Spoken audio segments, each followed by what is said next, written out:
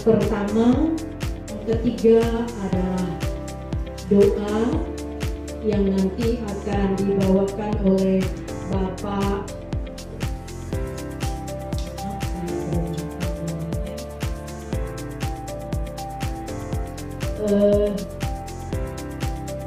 Sampit, SMP Negeri 2 Sampit.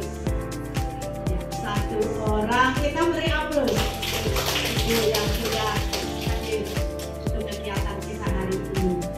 Yang ketiga SMP Negeri 4 Sampit.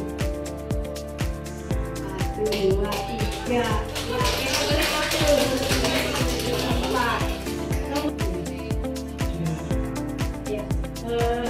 SMP 11.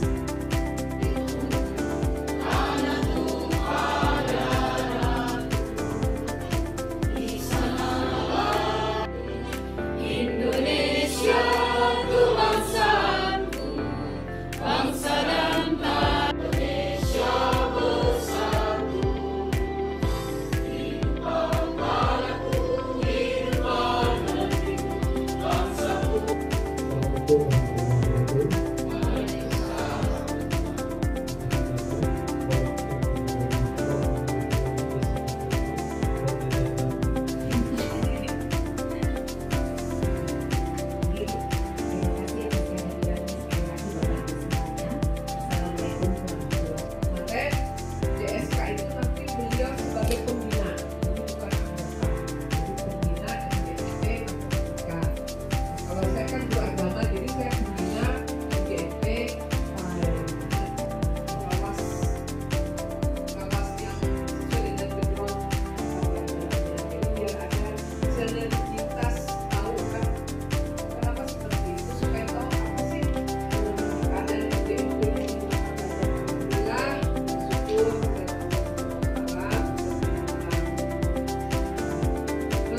Bersama, maju bersama, itulah tujuan kita di DMG. Sehingga apapun yang terjadi di sekolah kita dan kita bisa menemukan hal-hal baru di DMGP ini dan yang bisa kita terapkan di sekolah masing-masing. Nah, ini dalam pembelajaran mendalam ya Bapak Ibu ya. Pembelajaran mendalam itu kan yang paling ditekankan itu di komunitas itu adalah inquiry kolaboratif sekolah dan teman-temannya. Nah, jadi lewat sini yang menjadi penentu. Coba saja kalau kita naik motor, Bu, barang yang kecil, Pythagoras mata pelajaran matematika dinyatakan dibuka. Terima kasih, bunga selasih, bunga rambutan. Terima kasih atas perhatian. Wassalamualaikum warahmatullahi wabarakatuh. Ya, kemarin waktu saya di kunjungan ke SMP Link 45 Jakarta, Bapak Ibu sekalian. Jadi di sana jika dalam hal USN atau yang sejenisnya itu yang berkesinambungan sampai ke tingkat nasional itu tidak ada istilahnya sekolah A, sekolah B, sekolah C, tidak ada. Penyusunan materi, dan terakhir adalah bagaimana cara contoh praktisnya ya membuat penerapan AI itu untuk kita dapat merancang modul ya, kemudian bagaimana aktivitasnya dan kemudian asesmennya seperti apa. Seperti itu nanti itu materi yang akan kita ikuti atau kita lakukan bersama-sama pada hari ini. Untuk selalu mengikuti itu, nah latar belakangnya ada PM ini karena masa depan itu sulit diprediksi. Masa depan selalu berkembang. Ke depan kita tidak tahu mungkin ada apa lagi di setelah itu gitu ya.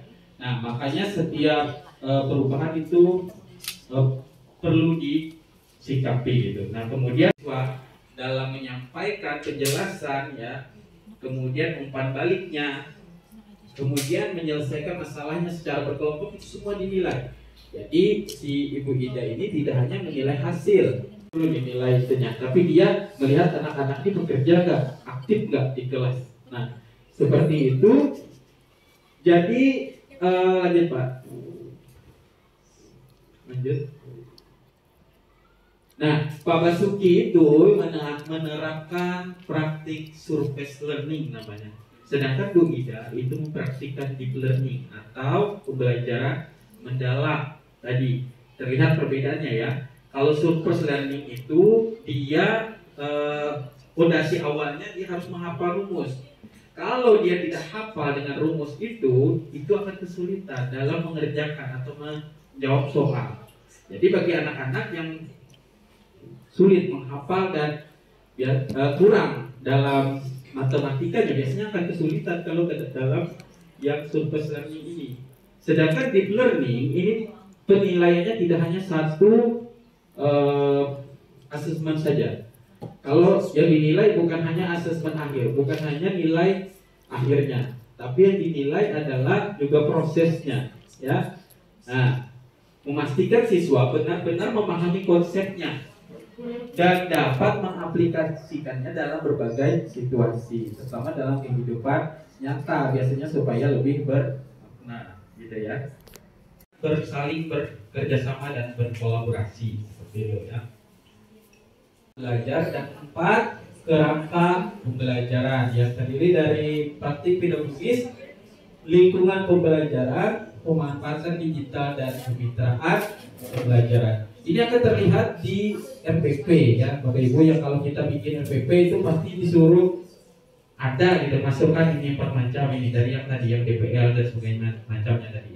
Ini pemanfaatan digital. Nah, itu bisa dengan LMS, bisa dengan daring, video, perpustakaan daring, asesmen daring. Asesmen daring ini macam-macam ya. Bisa Quizizz, Kahoot, atau Google Chrome dan sebagainya. Berbagai media yang kita pakai gitu. Assalamualaikum warahmatullahi wabarakatuh.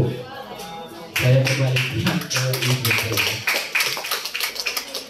Kita jadi nanti segala bentuk kegiatan yang kita lakukan di pertemuan-pertemuan, baik itu pertemuan kemarin maupun hari ini dan seterusnya, bisa dipantau, baik itu nanti daftar hadir, kemudian program kerja, keanggotaan, semua informasi-informasi ada di sini untuk website MGMP Pythagoras. Nah, anak-anak yang tergolong masih lambat dalam pemahaman. Itulah kenapa saya mencoba membuat aplikasi dari Canva AI. Ada beberapa contoh di sini. Penggunaan aplikasi interaktif. Yang awalnya anak-anak ini kan, kalau ada anak yang susah untuk melibatkan diri karena dia merasa saya menghitungnya aja susah, nggak tahu, tidak punya pemahaman lebih mendalam untuk materi tersebut. Jadi penggunaan aplikasi Canva AI yang saya lakukan tadi, setidaknya dia punya kepercayaan diri nih. Oh, saya sudah dapat nih jawabannya, ternyata kayak gini nih jawabannya. Kalau kita sebagai guru di sana kan hanya membimbing. Kalau di dalam video tadi, saya ketika berada di lapangan, nih di bagian ini Bapak Ibu, bagian kegiatan di luar kelas, guru berkeliling memberikan bimbingan. Dari dalam pembelajaran mendalam, saya di sini tidak ada menyampaikan presentasi dengan file-file yang terlalu banyak. Anak-anak didik kita. Karena itu apabila kami agak terlambat, kami mohon dipahami yang mohon bimbingannya dari Bapak Ibu yang muda-muda. Ini sedikit